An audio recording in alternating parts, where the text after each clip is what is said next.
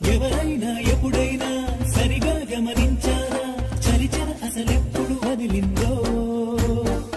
అణువణువు మురిసేలా చిగురాసలు మెరిసేలా తొలిసెగుణం ఎప్పుడు ఎదురైందో